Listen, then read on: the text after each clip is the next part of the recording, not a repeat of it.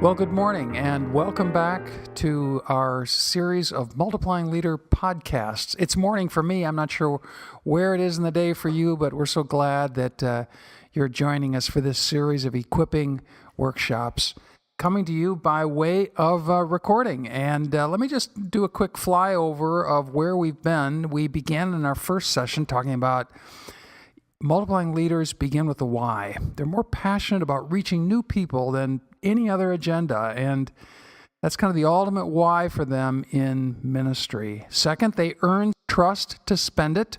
They engage risk. They lead change.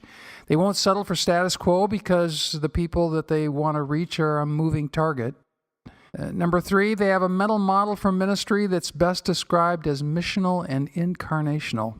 They go out and down. They reach new people by seeking to be relevant to them, meeting them on their terms. Number four, that fourth session, we talked about recognizing the apostolic gift, and they build teams that include it. They're self-aware, and if they don't have a strong apostolic gifting themselves, they find people who do and involve them and make sure that their ministries are balanced with that full set of Ephesians 4:11 giftings.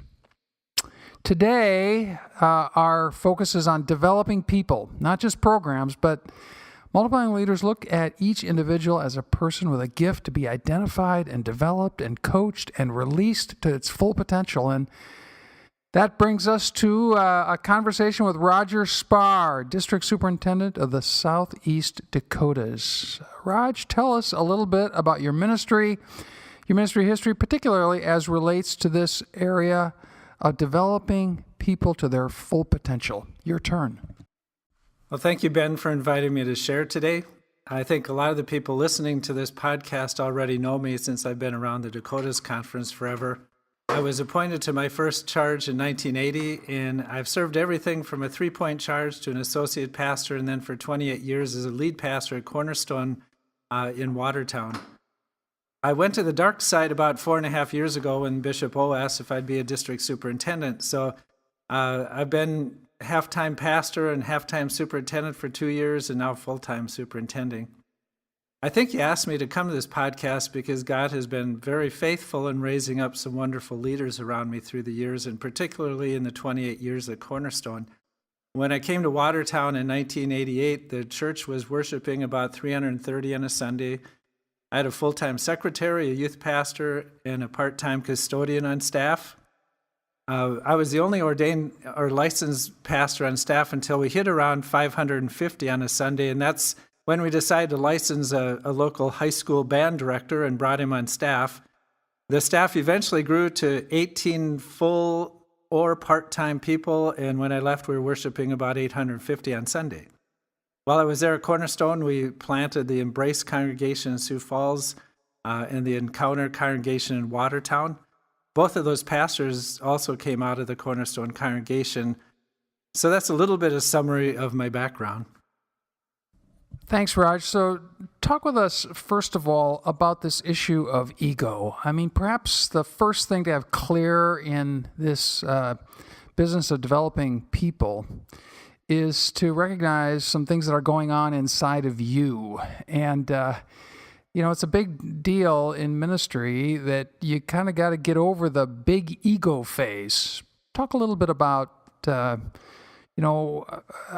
how is it that you kind of arrived at that place of where you are all about developing other people?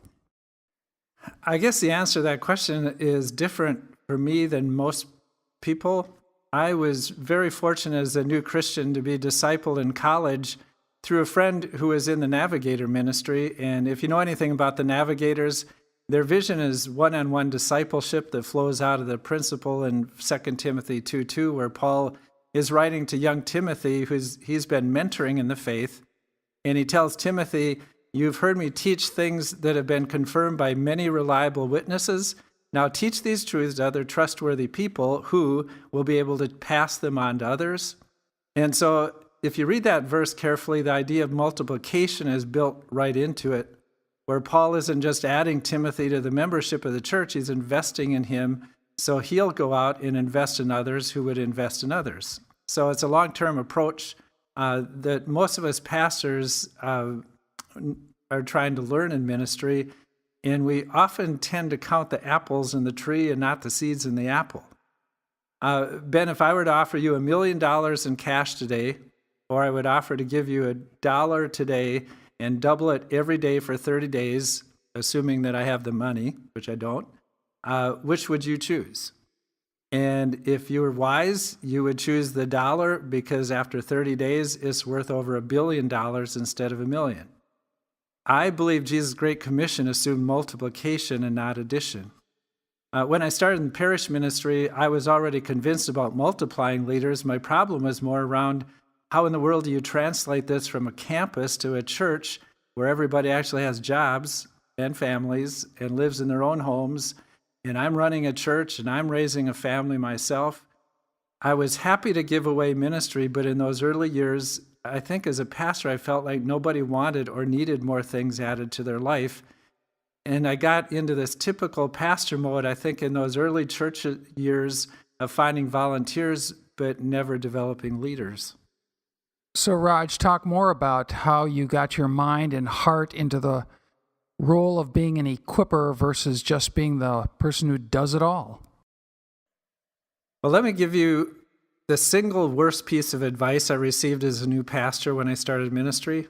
And it was given to me by a seasoned pastor in one of our larger churches in the conference. And he said to me, Roger, don't get too connected in relationships with people in your churches because you're the pastor and you need to keep some distance, because if you get too close, you start causing jealousies, and you have to remember that someday you're going to have to move, and it just makes it hard for people to say goodbye to you.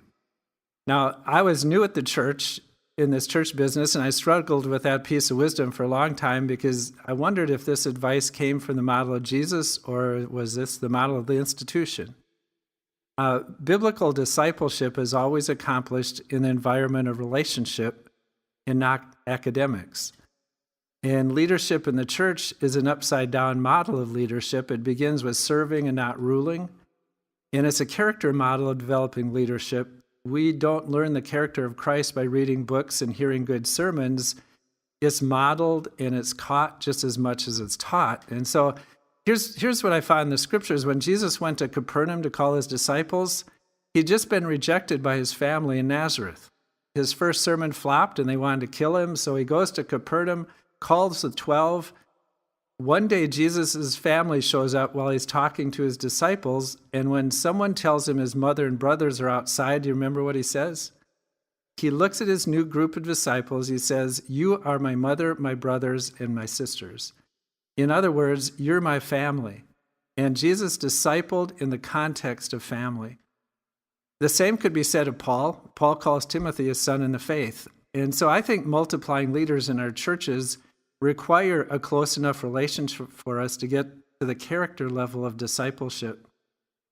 You know, I didn't expect that all the leaders of the church need to be personally close to me, but all the leaders needed spiritual mothers, dads, sisters, and brothers, because leading in the church begins with being like Jesus and not just knowing a lot about Jesus. And so if you sat in our weekly staff meetings and if you were purely a task-oriented person, I think we would have driven you crazy, because we acted like family and we laughed together, we cried together, we loved each other.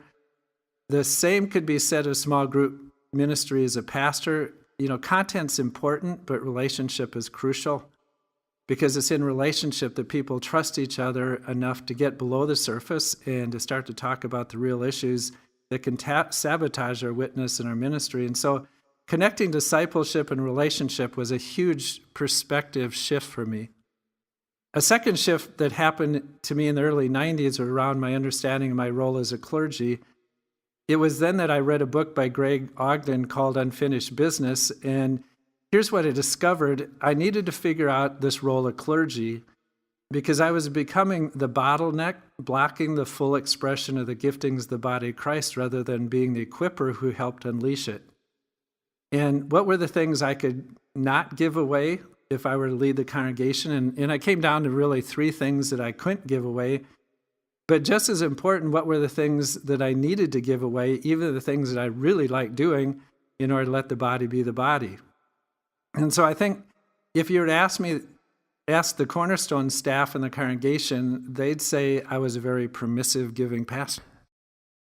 So, Roger, it's said that we have to lift up other people around us if we want our ministries to go up. And if you lift up others, they can pull you up with them. Lifting up others involves lots of methods and strategies, but it starts with this mentality that you're talking about. Mentality is that we're called to serve, equip, be in relationship. I mean, I think that's really interesting about that sense of being transparent, being close enough to people and not kind of having a professional wall. Like this is an academic experience, to use your word. But to serve and equip people to do the work of the ministry, that's our goal, Ephesians 4. So big question, Raj, because this may really run contrary to what we've heard in seminary or what we've imagined or seen modeled. Can you fake it? I mean, if it really runs contrary to your nature to develop people and give away great opportunities to serve and lead, if that practice makes you feel almost small and diminished, I mean, what do you do about it? Well, that's really a good question, Ben. I don't think you can fake this stuff. I believe at the heart of being a multiplying leader is security deep inside of you that your significance doesn't come from what you personally accomplish, but from who you are and what God created you to be in Christ. And if I'm in ministry to gain personal honor and human praise, or am I here to fulfill God's purpose for my life and knowing that my greatest reward isn't even going to come in this life? You know, I truly believe most pastors are in ministry for the right reason, but where the struggle comes for most of us in ministry is that we can be exhausted and discouraged, and it's easy to get into the maintenance mode of just taking care of people's needs. And you know, you start running committees, putting out fires, building buildings, and all the things that we pastors do. And then we start to forget the model of Jesus and investing in a few people who who we're going to leave behind us when we leave this world.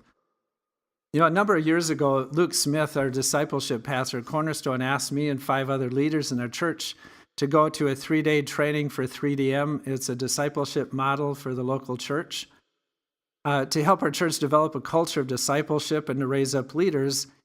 And this happened to be a really busy time in the church, and I didn't have time to take 3 days to support Luke and his vision for discipleship, but I went.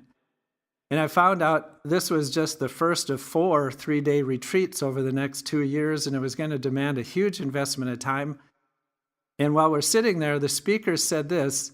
He said, unless the lead pastor leads this ministry of discipleship, it's not going to fly. And I looked around at the other 5 people in the church, hoped they were sleeping and they didn't hear that, because I was just there to support things, not to lead it, but they heard it. And I remember going to my motel room that night, and here's what the Lord said to me. He said, Roger, if you don't have time to be a discipler of disciples makers, you've become way too busy with church work. If I love preaching or building buildings or visiting shut-ins or balancing budgets so much that I forget the call to make disciples, I'm too busy. And God reminded me that night that I needed to realign my priorities. Great, Raj. So thanks for going to that inner life of a developer of people, because you've been down some interesting, formative, experiential roads that we can learn from. So the first thing to grasp is this inner struggle to become a developer inside of you is real for most of us. The second thing is to grasp is what's going on inside of the person that you want to develop. I think of it as having a couple of elements. First of all, developers help people discover their gifting and to grow into their gifting.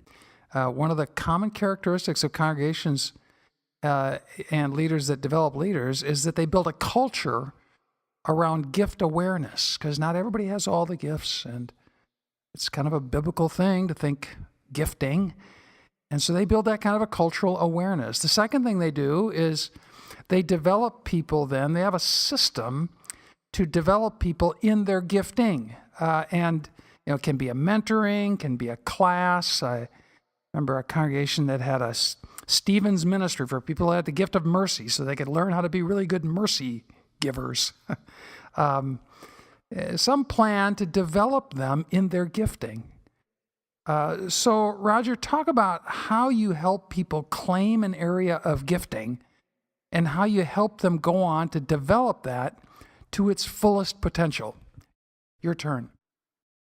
I think one of the things as a leader of a church is asking God to give you the ability to recognize a potential in people. I think it's maybe more of an art than a formula on helping people claim their area of giftedness. But as a pastor, the strength of your congregation is never going to grow beyond the quality of the people that you develop and surround yourself with. So after you spot someone who you see has the markings of God in their life as a leader in some area, the first step is just to tell them. And it's amazing how rarely we just come right out and tell people what potential we see in their life.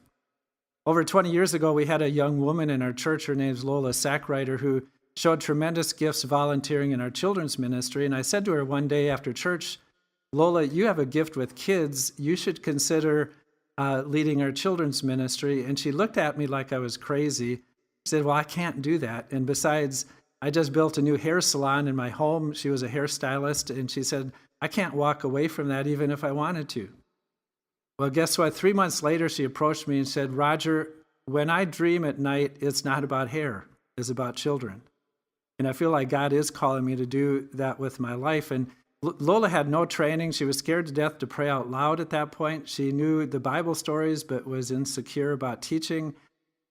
We got her into a small group with us and started sending her off to learning some children's ministry leadership. She lit up the children's ministry of the church.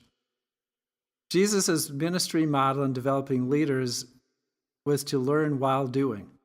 There's nothing that develops an atmosphere for growth like desperation. And so that's typically the first thing to bring a person to their potential, is giving them enough responsibility that they're stretched and they do see their need to grow.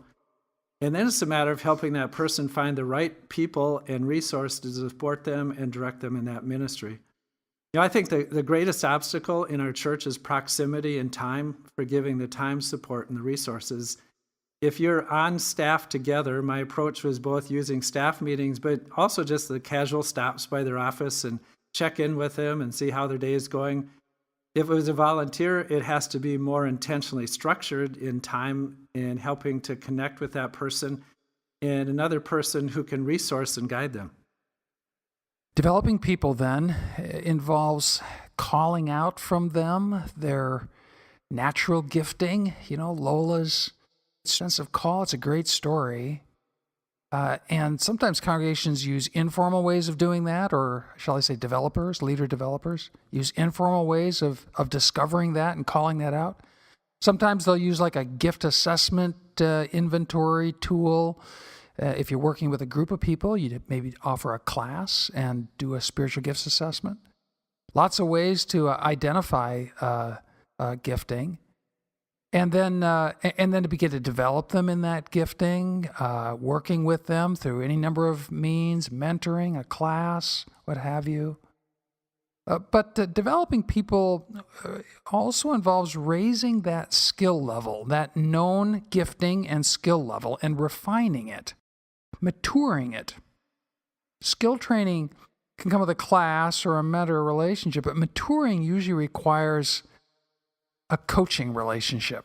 And it just takes time to become really skillful in the use of any gift. So the practice of executive coaching is not the same as athletic coaching. It's a term, though, that's increasingly used in ministry circles.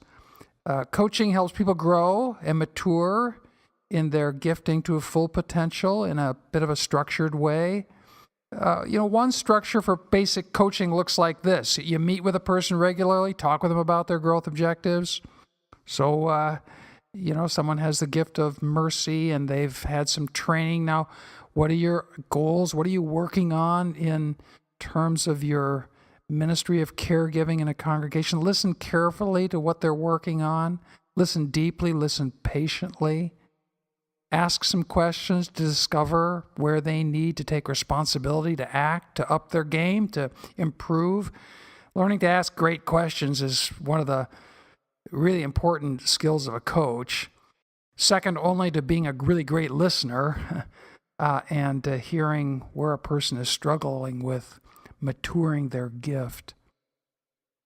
And then letting things go quiet in that conversation, coaching experience, letting them process and decide where they're going to take responsibility to up their game and improve, and then holding them responsible to follow through and setting up a time to meet with them again and continue to work on their growth and maturing in their gifting, and where the Spirit's prompting them to take their gift to its fullest potential. Now, I've outlined those 5 steps for you on the screen. You can take a look at those.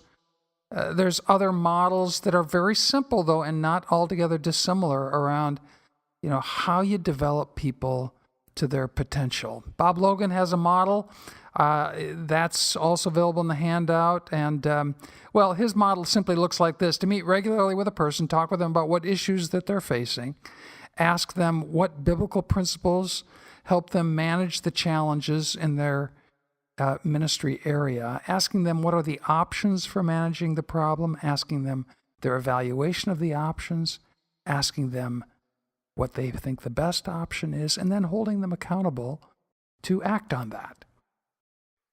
Bob tells a story about a person he developed to a very high level, and he describes how he did it, and it's a pretty amazing coaching conversation. I'm going to leave that website for you also to follow up on if you're interested in pursuing this issue of coaching. But let's swing back to Roger. Raj, talk with us a bit about coaching in ministry, and what have you learned about this practice, this tool of developing people step by step to their full potential? Well, one of the most helpful tools I've found is what is called the leadership square, in helping to coach a person to successfully lead in the church. Many of us have used it. It's a great reminder that the best way to grow leaders is not just throwing them into the lions, but you walk around the square with them. And basically it's I do, you watch, I do, you help, I help, you do, and I celebrate you doing it. I'm going to talk more at the Reach event this fall in a breakout session, and so I would talk a little bit more about what that would look like. But even that formula isn't always what works, because coaching is about being a good observer and asking the right questions. It's about helping someone become better and see more clearly their potential. Now, if you're a millennial, you may not know the name Bela Karolyi, but if you're older like I am, you might remember he coached Nadia Comaneci and Mary Lou Retton and other great gymnasts. Did you know he was never a gymnast? In fact, he tried it in college and broke his arm, and he quit. So he couldn't do a backward flip on a beam himself if his life depended on it. So the idea of him walking his gymnasts around the square would be impossible because he can't do it. But he was a great coach because he observed details of successful gymnasts. He knew enough of the mechanics to improve the natural abilities of the people he was coaching, and he understood how to communicate in a way that motivated the person that he coached to become the best that they could be. I could never be a good children's pastor. I'd either be in the mental institution or in the unemployment line if he gave me that job, but I could coach someone into becoming a better children's pastor because what I'm doing is helping that person become the best that they can be with what God has already gifted them with. And my encouragement to those who are listening is that you can coach others. So don't sell yourself short. You were put into the position you are in the leadership of the church, so it begins the way Jesus began. He called them to join him in an adventure. It's in a relationship that would change the world.